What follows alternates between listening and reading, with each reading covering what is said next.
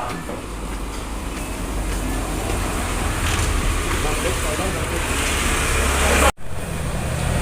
Bapak Taufik. Selamat datang Bapak Hendy, terima kasih sudah datang. Siap. Selamat siang Pak. Baik, dulu Bapak Hendy. Baik, sebelumnya terima kasih kepada Bapak Hendy selaku pihak BUMN dan Ibu Salma selaku pihak dari masyarakat Cincin ya.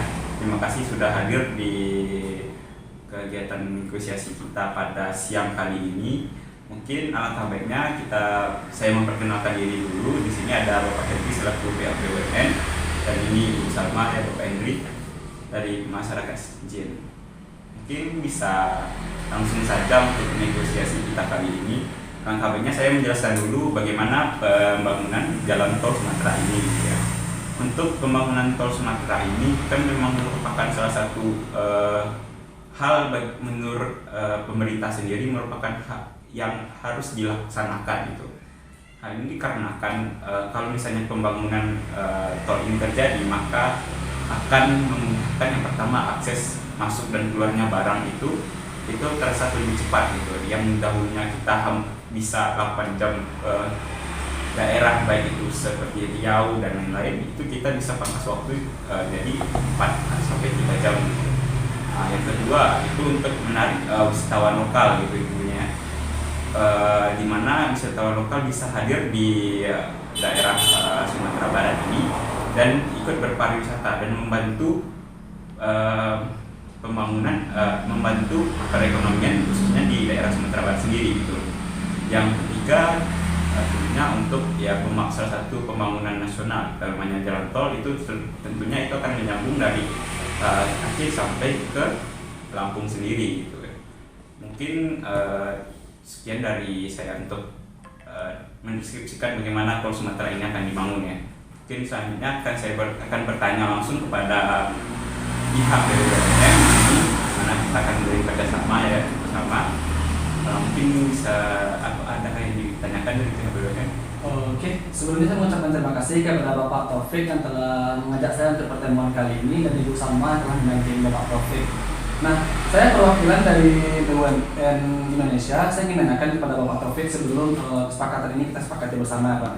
Yang pertama saya ingin bertanya kepada Bapak terkait berapa nominal yang harus BUMN investasikan di proyek jalan tol Cincin ini. Yang kedua, sistematika pembagian hasilnya bagaimana Pak? Karena kami dari BUMN kan perlu data yang jelas kan, berapa persen keuntungan buat swasta, berapa persen buat pemerintah daerah sendiri. Nah, mungkin untuk pertama mungkin itu bisa Bapak sampaikan terlebih dahulu. Baik, terima kasih ya untuk pertanyaan dari pihak BUMN sendiri. Untuk penganggaran sendiri ya untuk pertanyaan pertama itu untuk nominal penganggaran sendiri ini akan sudah masuk juga di dalam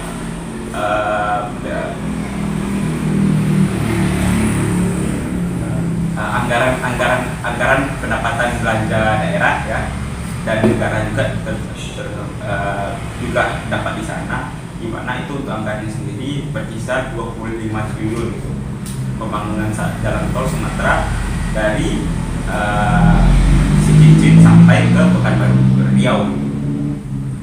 Mungkin untuk yang pertanyaan kedua untuk bagaimana sistem bagi hasilnya ya. Untuk sistem bagi hasilnya sendiri itu dari pihak pemerintah sendiri, pemerintah daerah sudah menjalin kerjasama dengan pihak dinas terkait itu di mana untuk pembagian sendiri itu ada 60% untuk pemerintah daerah, 30% untuk pihak BUMN dan 10% itu untuk masyarakat yang baik itu terdampak dan itu untuk juga kelangsungan dari daerah yang terdampak dari pembangunan tol itu sendiri. Baik, ada pertanyaan lagi dari pihak BUMN sendiri. Baik, terima kasih atas penjelasannya Bapak Taufik. Nah, tadi saya sudah mendengar Bapak Taufik mengatakan bahwa sistematika pembagian hasilnya itu 30, 60 sama 10%. Di mana di sini ditargetkan 30% untuk pihak swasta, itu pihak BUMN sendiri kan. Nah, Di sini saya ingin menanyakan, itu kan dari segi pembagian keuntungannya atau laba. Di sini kan kita butuh feedback yang lain juga, Bapak Taufik. Mungkin Bapak Taufik bisa menjabarkan lebih dalam lagi apa saja feedback yang didapatkan BUMN jika investasi di proyek jalan tol Cincin ini selain keuntungan 30%. Baik, baik ya. Terima kasih atas pertanyaan juga dari Bapak Henry sendiri untuk feedback yang akan didapatkan oleh pihak BUMN sendiri ya. Yang pertama itu kita akan di sebuah jalan tol yang besar itu tentunya kita harus memiliki namanya papan reklame itu, atau gunanya untuk pengiklanan lah, atau kan setiap layanan atau yang akan informasi yang akan diberikan dari pihak BUMN itu sendiri tentunya itu akan kita buat papan reklame ya. Itu akan dibagikan langsung kepada pihak BUMN yang bertanggung jawab. Dan satu lagi untuk dari pihak pemerintah sendiri juga meminta juga dari pihak BUMN, di mana nanti kita akan memberikan pelatihan kepada masyarakat khususnya di daerah Cilincing ya, yang misalnya tidak ada pekerjaan atau fresh graduate itu bisa bekerja di pembangunan jalan tol sendiri. Karena jikalau itu dibangun oleh masyarakat itu sendiri, itu tentunya insya Allah lah itu tidak akan ada kecurigaan dari masyarakat dan maupun dari BUMN. Oke. Terima kasih jawabannya Pak Taufik. Mungkin pertanyaan dari saya cukupkan dulu. Nanti jika saya ingin bertanya saya akan langsung menanyakan Pak. Mungkin itu sudah dengar juga dari Ibu Salma ya, bagaimana negosiasi dengan pihak BUMN juga ya. Jadi menurut Ibu Salma apa sih hal yang harus ditanyakan untuk dalam pembangunan proyek jalan tol Sumatera ini? Baik, setelah mendengar penjelasan dari Bapak Taufik tadi mengenai bagaimana pembangunan jalan tol yang akan dilaksanakan pada daerah kita ini, yang mana saya sebagai perwakilan dari masyarakat sebelumnya ingin bertanya dulu, bagaimana sistematika dari pembangunan jalan tol ini? Baik, terima kasih ya. Untuk sistematika pembangunan jalan tol sendiri ini kan tadi udah ada sedikit dari pembahasan tadi ya. Jadi untuk rencana awalnya itu kita pertama akan membebaskan lahan dulu. Bagaimana pembebasan lahan itu sampai selesai. Selanjutnya itu kita sembari pembebasan jalan itu selesai, tentunya kita akan juga memberikan seperti yang saya telah jelaskan kepada pihak BUMN, di mana memberikan pelatihan bagaimana caranya untuk pembangunan jalan tol khusus bagi masyarakat gitu. Jadi adalah hubungan sinergi yang sangat bersama itu dari pihak masyarakat, BUMN dan pemerintah sendiri. Nah, jadi untuk jangka pembebasan lahan itu akan kita maksimalkan selama waktu 3-6 bulan. Nah, sembari itu berjalan kita lakukan pelatihan dan bukan hanya itu, kita juga memberikan edukasi dan presentasi publik juga kepada masyarakat daerah Cilincing bagaimana pentingnya jalan tol itu bisa dibangun khususnya untuk daerah sendiri yaitu Sumatera Barat. Jadi kalau di sini kan sudah pembebasan lahan masyarakat.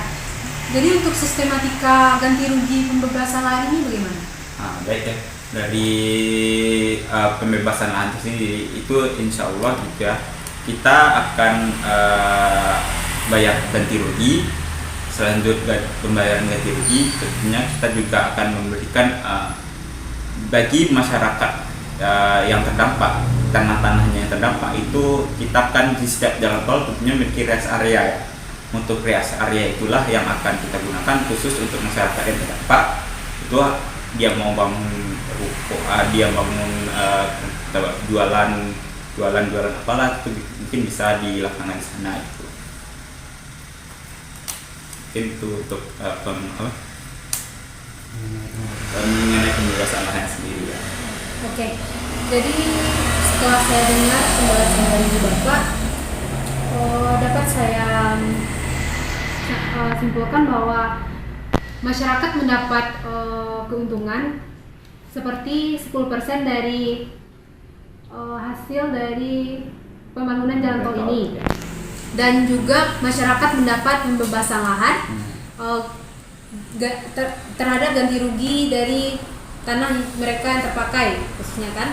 Dan selanjutnya juga masyarakat berkesempatan untuk dapat bekerja dalam pembangunan jalan tol ini. Dan mendapat kesempatan juga untuk dapat berusaha atau membangun usahanya di rest area yang terdapat di jalan tol. Ya, benar. Baik, dari penjelasan yang Bapak Taufik kemukakan tadi, semuanya sudah cukup jelas bagi saya, dan mungkin selanjutnya kita akan menunggu bagaimana progres selanjutnya ya, terutama dalam kayak pelatihan untuk pekerjaan ini. Nah, baik ya, itu mungkin sudah jelas ya dari pihak BUMN dan pihak masyarakat sendiri. Menurut dari pihak BUMN sendiri dan masyarakat bagaimana? Apakah ada yang ditanyakan untuk Oke, mungkin di sini saya tidak bertanya lagi ya. Mungkin penyampaian yang disampaikan Bapak Taufik mungkin bagi saya sudah cukup jelas. Nah, di sini saya setuju dengan adanya proyek pembangunan jalan tol sendiri, di mana BUMN kan memiliki tujuan untuk pembangunan nasional juga ya Pak. Nah, sepanjang penyampaian Pak Taufik tadi menyampaikan bahwa pembangunan jalan tol ini tidak hanya bertujuan untuk membangun jalan saja, namun juga untuk memajukan pariwisata dan ekonomi masyarakat setempat. Nah, itu sesuai dengan yang visi misi dari BUMN sendiri Pak. Kami di sini menargetkan yaitu adanya pembangunan sarana prasarana di tingkat daerah. Nah, di sini saya langsung mewakili dari pihak BUMN menyatakan bahwa kami dari BUMN setuju untuk menjadi investor satu-satunya dalam pembangunan jalan tol Cincin ini. Semoga pembangunan jalan tol ini dapat berjalan dengan lancar, dan apa kesepakatan kita tadi dapat berjalan dengan lancar sampai jalan tol ini berjalan. Mungkin saya kembalikan lagi kepada Bapak Taufik. Terima kasih. mungkin dari pihak masyarakat sendiri?